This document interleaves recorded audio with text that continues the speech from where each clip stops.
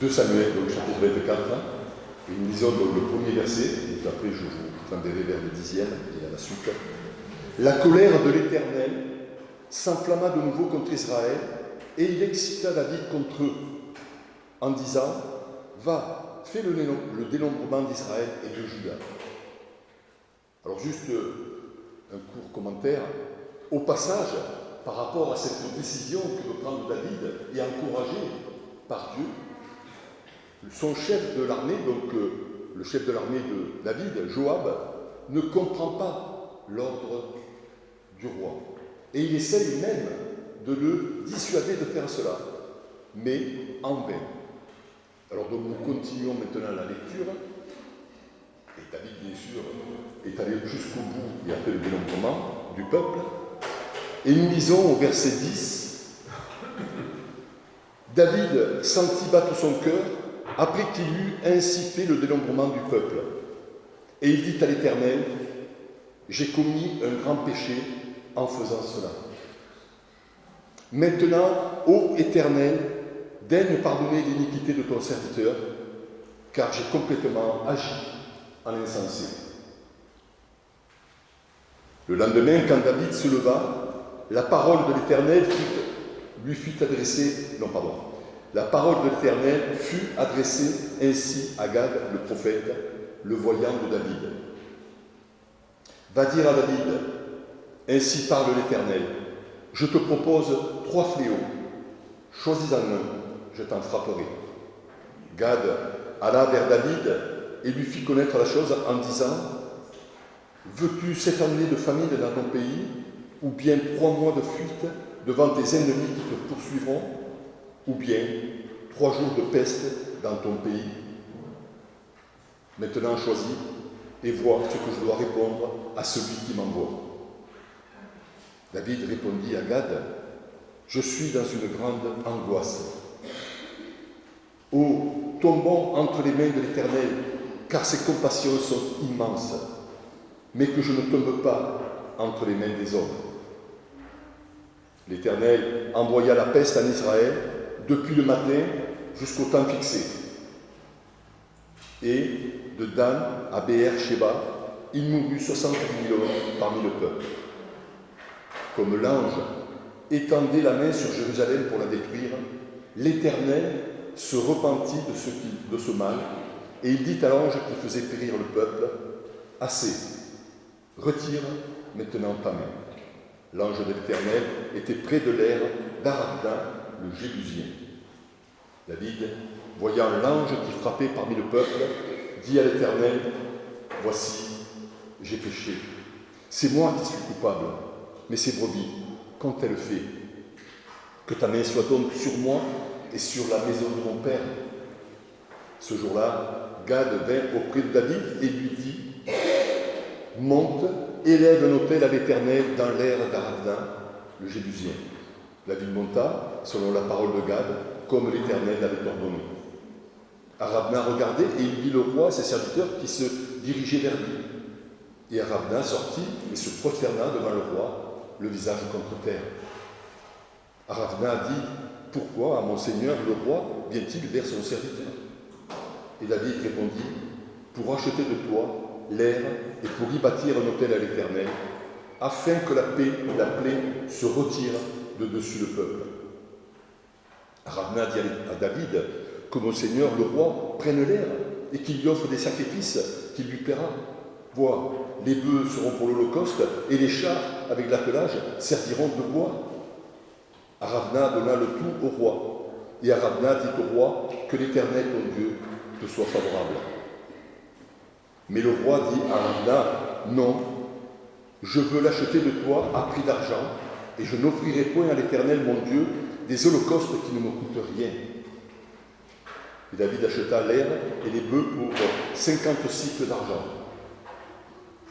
David bâtit là un autel à l'Éternel, et il offrit des holocaustes et des sacrifices d'action de grâce. Alors l'Éternel fut apaisé envers le pays, et la plaie se retira d'Israël.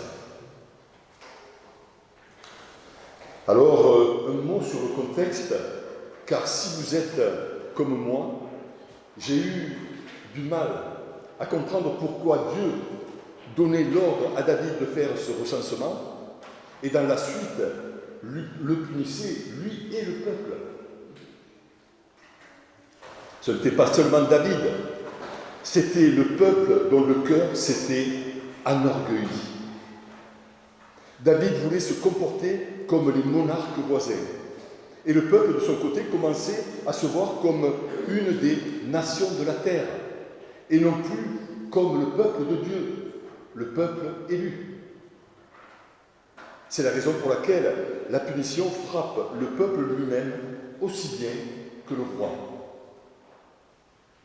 Apparemment, David était devenu orgueilleux et égocentrique à cause de tous les succès militaires remportés et de l'expansion économique de son peuple. Il commençait à penser davantage à l'armement et aux troupes qu'à la reconnaissance pour la grâce de Dieu. Dans sa jeunesse, pourtant, il avait placé toute sa confiance en Dieu, comme lorsqu'il a affronté Goliath ou combattu une armée d'Amalécites avec 400 hommes. Mais avec le temps, il en était venu à s'appuyer de plus en plus sur ses ressources matérielles et à mesurer sa force en termes de nombre et de richesse.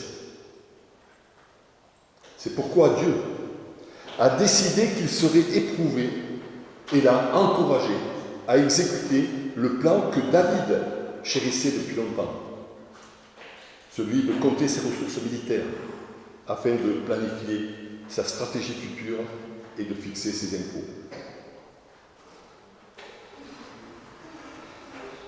Dieu nous révèle dans ce passage une fois de plus un péché du roi David. Mais il ne le fait pas pour rabaisser l'homme, mais pour pointer le péché. Péché qui nous tire vers le bas, nous empêche de nous élever, nuit à vivre pleinement la vie d'amour, la vie dans, par l'esprit. Le péché nous éloigne de Dieu. Dieu nous fait connaître ces histoires pour que cela nous serve d'exemple, de leçon, afin de ne pas nous égarer, de tomber dans les mêmes défauts, en l'occurrence l'orgueil, et de ne regarder qu'à sa propre personne. Il nous serait malvenu de nous arrêter sur l'homme, mais bien plutôt regarder à la cause du mal, nous fixer sur le péché. C'est ainsi que Dieu opère. Il condamne sans réserve le péché. C'est ce dernier qui attire la colère et le jugement divin. Mais il a une attention particulière pour l'homme tombé dans un quelconque travers. Son souhait le plus profond, c'est que ce dernier prenne conscience de son état de pécheur, qu'il se repente et change sa façon de penser, sa façon d'agir. Fautes qui ont des conséquences sur notre vie, mais qui impactent aussi sur la vie d'autrui. L'orgueil de David a impacté le peuple, à moins que ce ne soit le contraire. Dans tous les cas, l'un a contaminé l'autre. Ce qui m'amène à une première réflexion. Avons-nous conscience que nos péchés ont une incidence pour nous-mêmes, mais également sur l'Église? Que cela discrédite le corps de Christ. David, malgré ses erreurs, ses travers, a toujours eu des qualités de cœur remarquables qui lui ont permis d'accepter qu'il avait agi, conduit par de mauvais sentiments. En l'occurrence, pour le passage qui nous occupe ce matin, l'orgueil. Mais il restait cette part indispensable d'humilité pour en demander pardon à Dieu, en prenant l'entière responsabilité des conséquences de ses actes. Il ne cherche pas d'excuses en accusant l'autre. Il est bienveillant à l'encontre de son peuple. Ce qui me fait penser à ce à quoi Dieu nous appelle, à savoir avoir de l'attention les uns envers les autres. Et que sûrement, en la matière, nous pensons naturellement qu'il s'agit de nous faire du bien.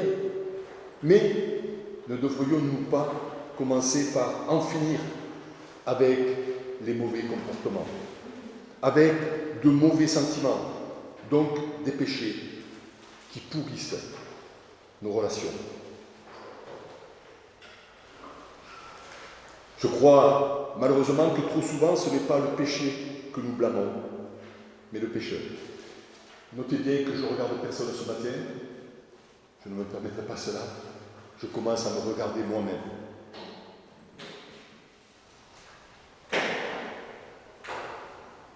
Regardant de fait la paille dans l'œil de notre voisin et oubliant la poutre qui est dans le nôtre.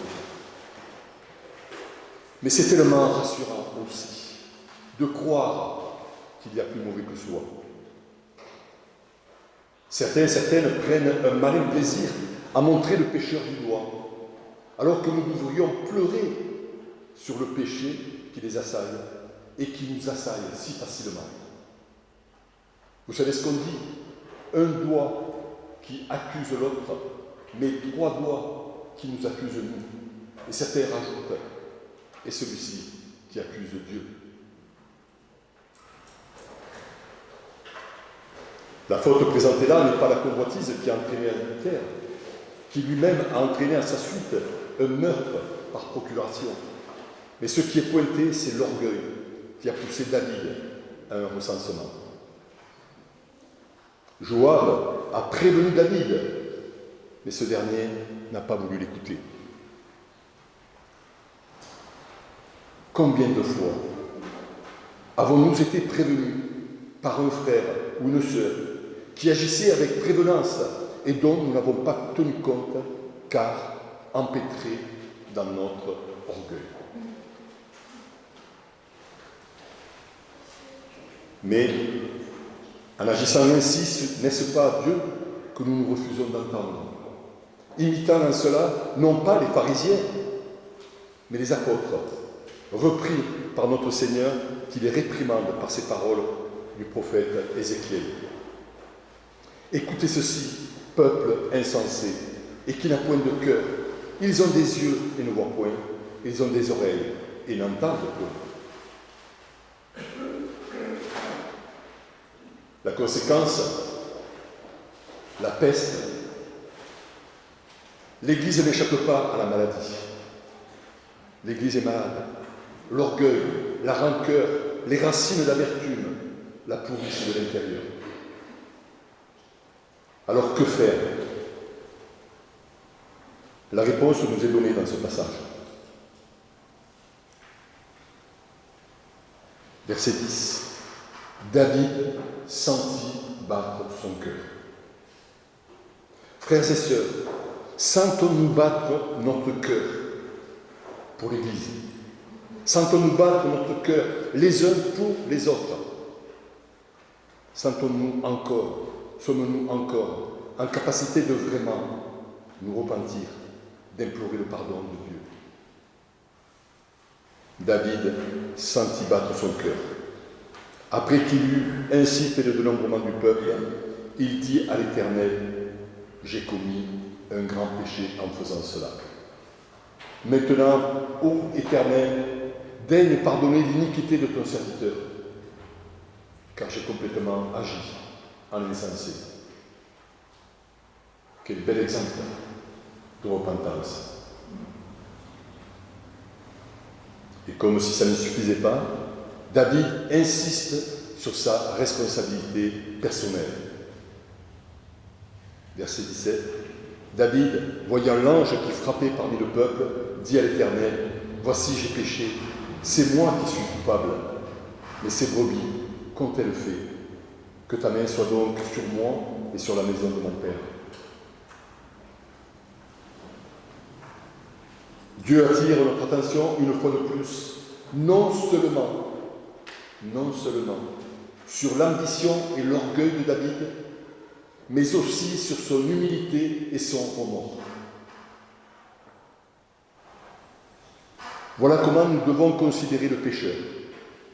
Non pas qu'en raison de son erreur, mais aussi en rapport de ses qualités de cœur, telles le remords, l'humilité, qui peuvent le pousser au pied de la croix pour demander pardon. Ne pas vouloir même envisager les choses de la sorte dénote de notre part que nous nous prenons pour des bien portants peut-être, des bien-pensants, que nous faisons partie de celles et ceux qui se croient sans péché et qui de fait s'autorisent le droit de juger, qui, à contrario des pharisiens qui n'ont pas, eux, osé jeter la première pierre, sont prêts pour ceux qui se sentiraient au-dessus de la mêlée, sont prêts à jeter la pierre. Et peut-être même l'ont-ils déjà fait. Nous jugeons si facilement, ne tenant même pas compte des paroles solennelles de notre Seigneur, à savoir qu'on nous jugera de ceux que nous jugeons les autres. Qu'on ne nous pardonnera pas si nous ne pardonnons pas à ceux qui nous ont offensés.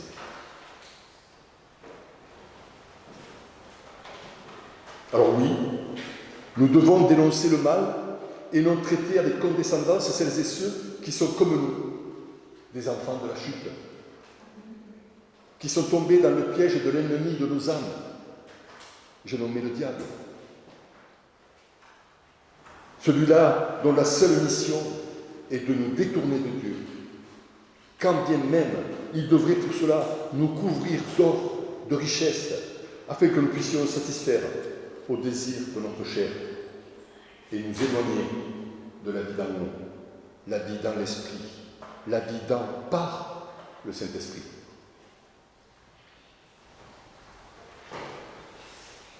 Dénoncer le mal, pointer un péché, ce n'est pas dénoncer pour dénoncer, c'est afin d'apporter la lumière.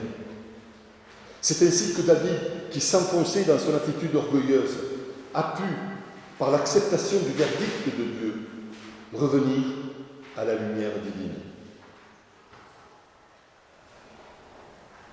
C'est là un point qu'il nous faut surtout ne jamais oublier. Dieu est le Dieu des deuxièmes chances. Quand il dénonce, quand il condamne, c'est toujours à des fins de pouvoir relever celui qui a chuté et le ramener à la lumière et à celui qui en est la quintessence, le Christ Jésus. Ça s'appelle la grâce, le don gratuit de Dieu.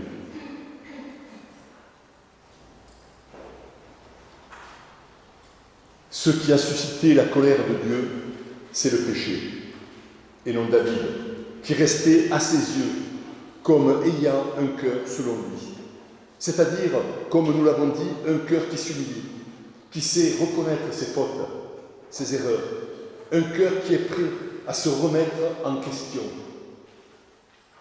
qui est propre au changement. Un cœur qui cherche en Dieu seul le pardon, le salut. Notons au passage ce qui est dit au verset 16. Comme l'ange étendait la main sur Jérusalem pour la détruire, l'Éternel se repentit de ce mal. Et il dit à l'ange qui faisait périr le peuple, « Assez, retire maintenant ta main. » Alors, Dieu n'est pas homme pour avouer ses fautes et en demander pardon, mais il nous a montré qu'il pouvait changer d'avis, comme dans le livre de Jonas, où l'Éternel se repentit du mal dont il avait menacé les habitants de Ninive. C'est là la définition du mot repentance, un changement d'avis qui entraîne un changement d'attitude. Dieu, en quelque sorte, nous montre l'exemple. Il se met finalement à notre niveau pour nous montrer la voie à suivre, la bonne pratique, la repentance, changer d'avis, changer de comportement.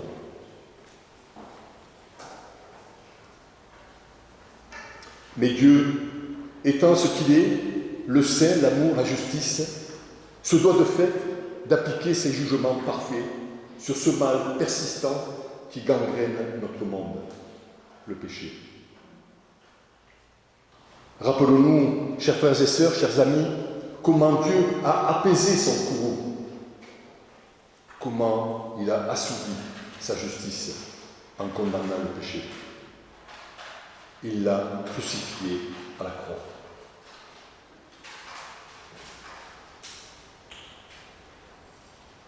Alors je ne l'ai pas noté là,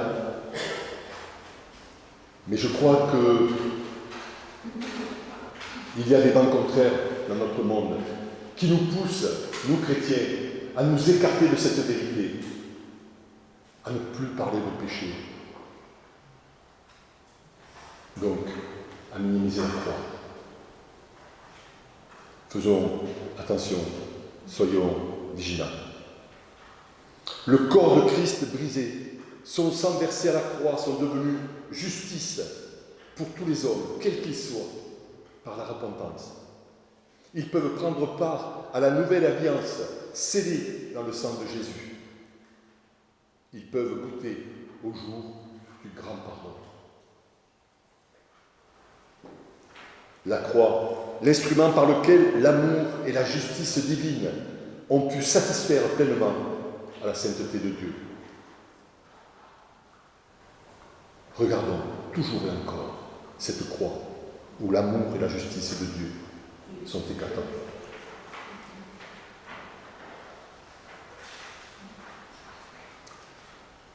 Comment répondre à l'amour de Dieu manifesté en Jésus-Christ? David n'a pas voulu offrir un sacrifice qui ne lui coûta rien. Nous sommes, nous, au bénéfice de ce temps béni de la grâce divine. C'est Jésus qui en a payé le prix.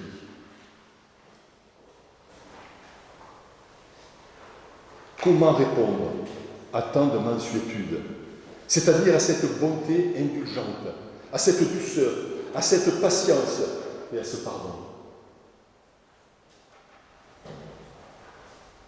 En acceptant de bâtir le temple auquel Dieu prend plaisir, notre corps, à titre personnel, mais aussi le temple que nous formons en Église, et au-delà, le temple qu'est l'Église universelle.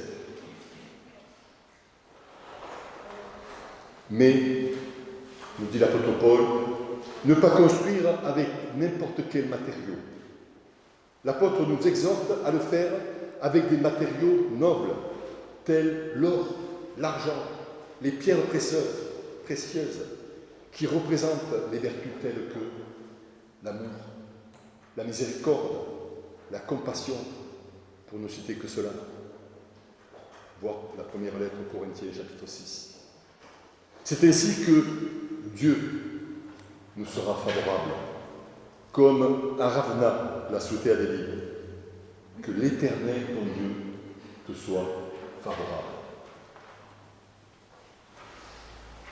À terme de conclusion, oui, que Dieu nous soit favorable, afin de nous garder de la folie de nos projets, qu'il nous fasse la grâce d'avoir un cœur comme David, un cœur selon Dieu, c'est-à-dire, pour la dernière fois, un cœur qui regarde à Dieu et attend tout de lui, aussi bien des remontrances que la joie du pardon et du relèvement. Oui, que le Dieu de David, qui est aussi le nôtre, nous soit favorable. Amen. Je vous invite à la prière et puis nous nous quitterons par ce chant de la bienveillance.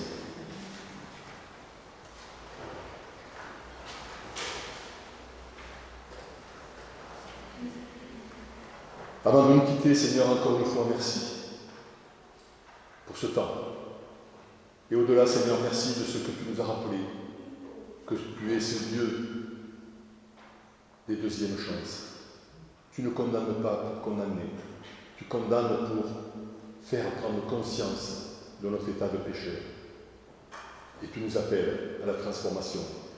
Merci, Seigneur, pour ton esprit qui aujourd'hui, Seigneur, nous conduit, travaille nos cœurs, nous reprend, nous exhorte, nous encourage.